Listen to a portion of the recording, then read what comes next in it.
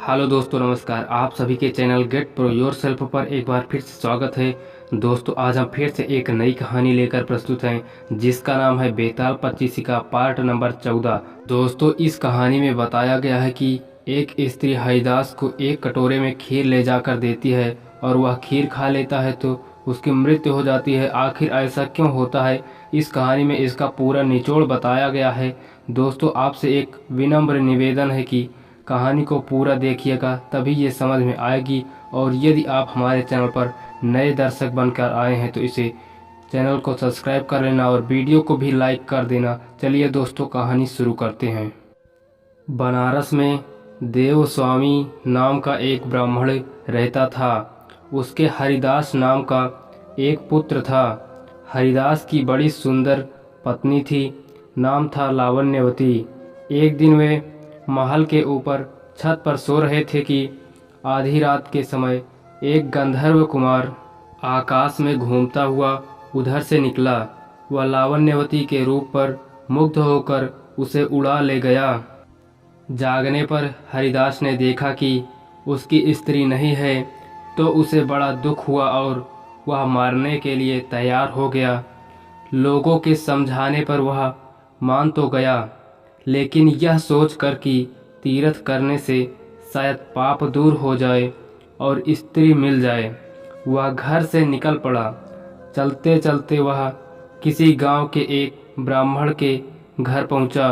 उसे भूखा देख ब्राह्मणी ने उसे कटोरा भरकर खीर दे दिया और तालाब के किनारे बैठकर खाने को कहा। हरिदास खीर लेकर एक पेड़ के नीचे आया और कटोरा वहां रखकर तालाब में हाथ मुंह धोने गया। इसी बीच एक बाज किसी सांप को लेकर उसी पेड़ पर आ बैठा और जब वह उसे खाने लगा तो सांप के मुंह से जहर टपक कर कटोरे में गिर गया। हरिदास को कुछ पता नहीं था, वह उस खीर को खा गया।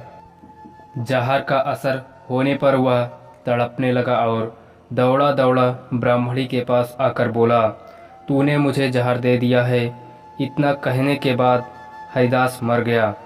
पति ने यह देखा तो ब्राह्मणी को ब्रह्मघातनी कहकर घर से निकाल दिया। इतना कहकर बेताल बोला, राजन, बताओ कि सांप, बाज और ब्राह्मणी, इन तीनों में अपराधी कौन है? राजा ने कहा, कोई नहीं। सांप तो इसलिए नहीं क्योंकि वह शत्रु के वश में था। बाज इसलिए नहीं कि वह भूखा था, जो उसे मिल गया उसी को वह खाने लगा। ब्राह्मणी इसलिए नहीं कि उसने अपना धर्म समझकर उसे खीर दी थी और अच्छी दी थी। जो इन तीनों में से किसी को दोषी कहेगा वह स्वयं दोषी होगा। इसलिए अपराधी ब्राह्मणी का पति था, जिसने बिना विचारे ब्राह्मणी को घर से निकाल दिया। इतना सुनकर बेताल फिर पेड़ पर जा लटका और राजा को वहां जाकर उसे फिर से लाना पड़ा। बेताल ने चलते चलते फिर से एक नई कहानी सुनाना शुरू कर दी। दोस्तों, आज की कहानी यहीं समाप्त होती है।